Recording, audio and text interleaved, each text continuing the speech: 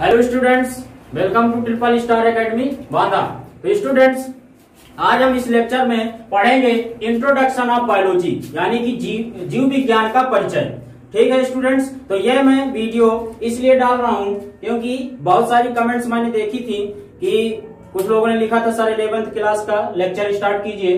तो आज हम पहले बेसिक जान लेते हैं क्योंकि 9th और 11th के लिए ये बहुत महत्वपूर्ण है जानना कि बायोलॉजी क्या है, बायोलॉजी की परिभाषा क्या है, या बायोलॉजी के पिता कौन है। तो ये सारी चीजें हमें जानना बहुत ही आवश्यक है। तो ये मैं सभी के लिए बना रहा हूँ ये वीडियो। इसके बाद हम सजीव जगत, जो कि फर्स्ट ईयर का यानी कि 11th क्लास का पहला चैप्टर है, उसको हम स्टार्ट करेंगे। तो चलिए स्टूडेंट्स देखते हैं जीव विज्ञान का परिचय।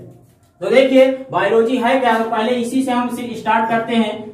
बायोलॉजी देखें, बायोलॉजी जो है दो शब्दों से मिलकर बनी हुई है। यह एक ग्रीक जो है भाषा का शब्द है। ठीक है, तो देखें ये ग्रीक भाषा का जो शब्द है तो यह दो शब्दों से मिलकर बनाया गया है। बायोलॉजी यानी कि एक है बायो और एक लॉजी, ये दो शब्दों को मिक्स करके हमने ये जो है बनाया गया है बायोलॉजी शब्द। तो देखें बायो का अर्थ था जो है, बायो का अर्थ है बायोस, ये जो है ग्रीक भाषा में बायो का अर्थ है बायोस। इसके बाद जो लॉगी है इसको जो है कहा गया लॉगस, ये जो है लॉगस।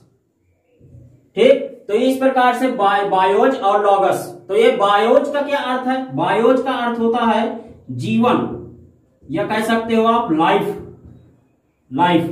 और लॉगस का अर्थ होता है स्टडी यानी कि अध्ययन करना। तो देखें स्टूडेंट्स, इसी से हम परिभाषा निकाल सकते हैं। यानी कहने का मतलब है कि जीवन का अध्ययन करना। क्या करना?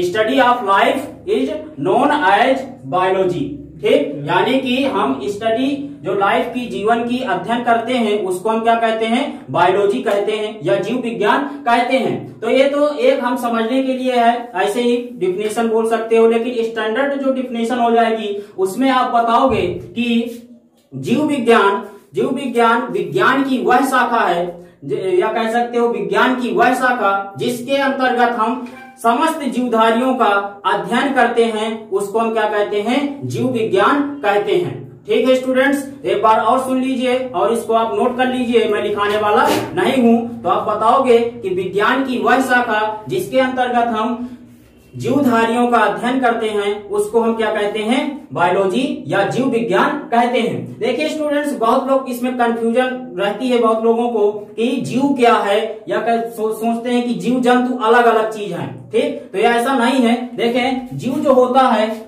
जीव शब्द हम इस्तेमाल करते हैं एनिमल्स के लिए एंड प्लांट्स के लिए। किसके लिए? प्लांट्स के लिए। यानी कहने का मतलब है कि आप लोग पौधों को भी जीव कहेंगे और जंतुओं को भी जीव कहेंगे। ठीक है स्टूडेंट्स, तो बहुत लोग इसमें कंफ्यूज रहते हैं, कह देते हैं जीव जंतु या जीव पौधे। ऐसा नहीं है। ठीक, जीव को हम क्या कहते हैं? पौधों को भी जीव कहते हैं और जंतुओं को भी हम जीव कहते हैं। ठीक है, आगे बात अगर हम करें तो देखिए बायोलॉजी के अंतर्गत हम किसका अध्ययन करते हैं? बायोलॉजी की दो ब्रांच हो जाएंगी। कितनी ब्रांच? दो ब्रांच हो जाएंगी। एक को हम कहते हैं जूलॉजी, एक को हम कहेंगे जूलॉजी और एक को हम कहेंगे बॉटनी। क्या कहेंगे? एक होती है जूलॉजी और एक होती है बॉटनी। तो जूलॉजी के अंतर्गत किसका अध्ययन करते हैं हम? एनिमल्स। इसके अंतर्गत हम स्टडी ऑफ एनिमल्स, और बॉटनी के अंतर्गत हम वनस्पतियों का, जितनी भी समस्त वनस्पतियां हैं उसका अध्ययन करते हैं, या बोल सकते हो study of plants in known as botany. ठीक, तो इस प्रकार से ये आपका हो गया जूलॉजी और बॉटनी, इसकी दो ब्रांच हो गई बायोलॉजी की। अब इसके बाद आगे स्टेप में हम चलेंगे कि इसके जो है बायोलॉजी को जो नाम किसने दिया या टर्म किसने इसका दिया, शब्द किसने दिया। तो आप बताओगे कि बायोलॉजी शब्द जो दिया था वो दो वैज्ञानिकों ने मिलकर दिया था, लैमार्क एंड ट्रेविरेनस। ये दो वैज्ञानिकों ने बायोलॉजी शब्द दिया था। कब दिया था? तो आप बताओगे सन 1802 में। कब दिया था? सन 1802 में इन दो वैज्ञानिकों ने बायोलॉजी शब्द दिया था। इन्होंने ही जो बायोस और लॉगस है, इनको दोनों को जोड़कर बायोलॉजी एक शब्द बनाया था। ठीक है स्टूडेंट्स, यहां तक क्लियर हुआ। आगे हम बात करते हैं इस जूलॉजी के जो जन्मदाता हैं वो कौन है, बॉटनी के जन्मदाता कौन है और बायोलॉजी के जन्मदाता कौन है। तो देखिए father of biology, father of biology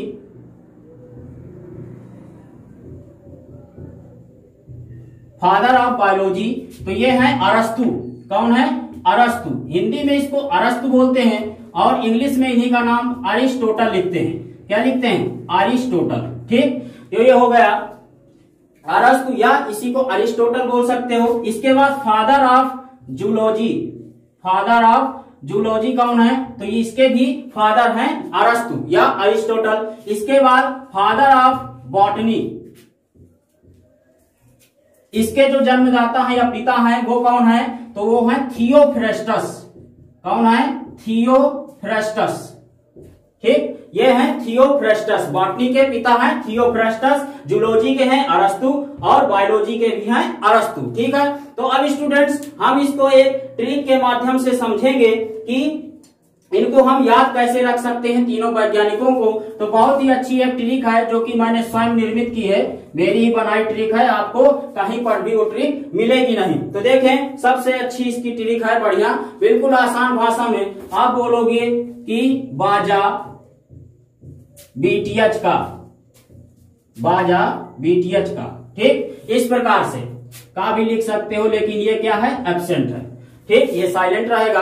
तो देखें बाजा बीटीएच का, इससे हम कैसे ट्रिक लगाएंगे, फॉलो होगा। तो देखें बी से बायोलॉजी, बी से बायोलॉजी, ए से क्या हो जाएगा, अरिस्टोटल,